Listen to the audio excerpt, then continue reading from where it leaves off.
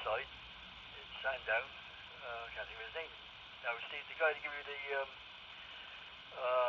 what was it, the foundation book, didn't he? But it's a bit out of date, wasn't it? I think, if I remember rightly. And I'm not, well, we could never hear him anyway, because the other side of the hill, wasn't he? That's any trouble.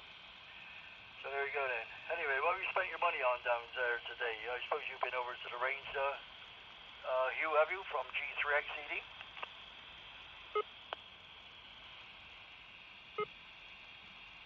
G3XCD, M0 Whiskey Delta X-ray. Only been in there once actually. It was on the Good Friday when it opened. We walked up there because it's only a spit from us. And it was chaotic in there. And they hadn't finished the car park proper. It was chaos in there. We walked in and walked out. Oh, blimey, couldn't move in there.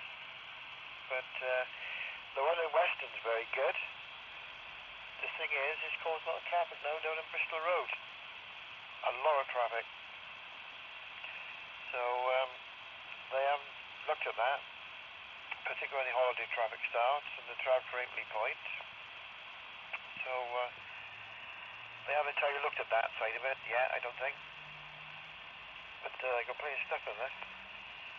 Bought a couple of dog brushes and this and the other. I went up the other day, but on the Good Friday we went up there. Oh, blimey, it's unbelievable. I was like a madhouse. But it's quite handy where we live because we don't take the car when we go shopping unless we go get some heavy stuff or whatever. Because everything's within walking distance or usually get on my bike. Which is handy. Went into biology. Not bad in there, but there's a lot of tut in there. I shouldn't say that, but there is a lot of tut in there. But,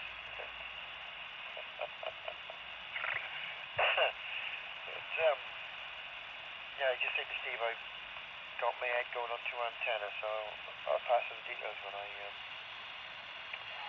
finalise them. I got 3 actually, and cheaper chips to make. Well, worth having a go, definitely. Right, right you there, Steve. Bit of pause for Graham. M6SST, G3XCD, M0 Whiskey Delta X-ray.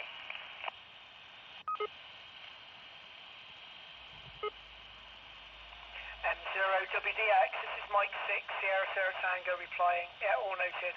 And good evening again there, Cyril. The guy's name was Bob.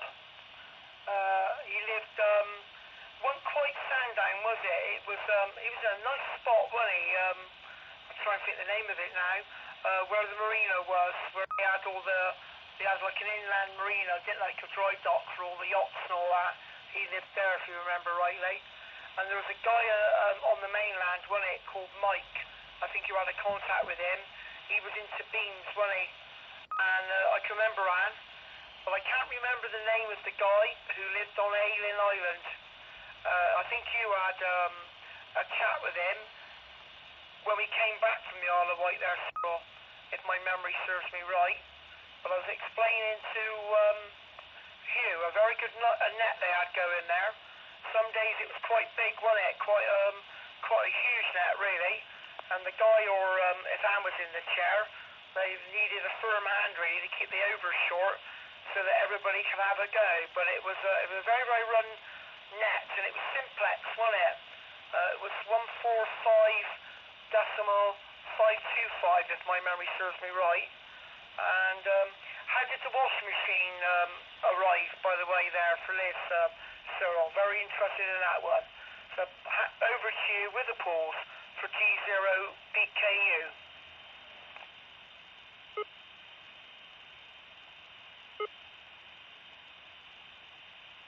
No sign. Yeah, okay, Steve, M6SST, M0WDX from G3XCD. Yeah, okay, on everything. And yeah, you're right there. It was Anne and Bob. I couldn't think of his name. I've got his call sign down somewhere or other, but I can't find it at the moment. But very interesting, a lot of guys down there. And you was telling us you all about the at the time we were over there, the festival was on. It was a bit of a nightmare.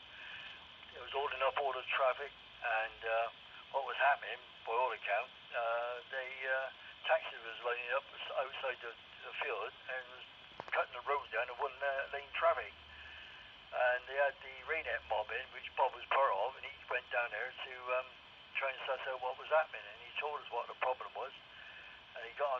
told her and said, get the police down here and get them to shift these taxes, which they duly did, because most of the police and that came over from the mainland and they didn't know their whereabouts on the Isle of Wight, and so they brought in the local Raynet mob, which Bob was a part of, and it's quite interesting listening to him what he said was going on.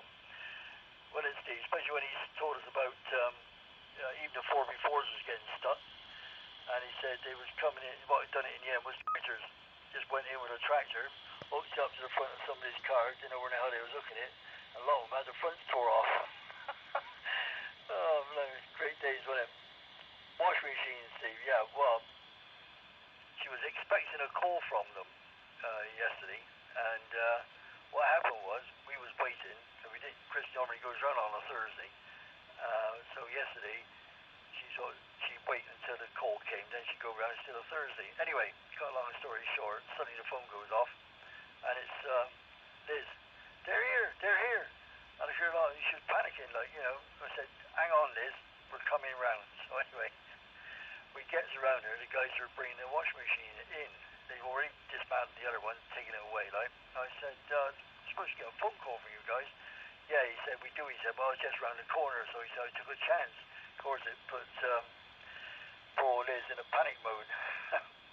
Liz is a friend of mine, Hugh. She's 90, and she can hardly see. She's nearly blind, and don't hear very well. Of course, she panics now over anything. Her old washing machine sprung a leak. There's water all over the kitchen floor. And I said, you can't do anything with this thing, Liz. I said, he wants a new one. She's had it about 15 to 18 years anyway. And it was, I'll tell you what, the inside, the top half, when they took the lid off, it was a flipped whirlpool. It would look like the top bit, see, it would look brand new. It's just that the bottom was rusted out, must have had a leak there for some time.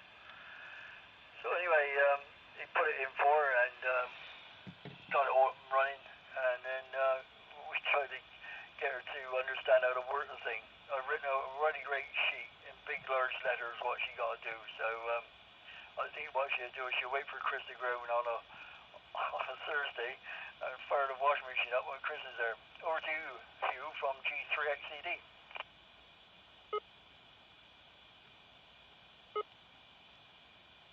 G3XCD, M0 Whiskey Delta, actually. Yeah, all noted.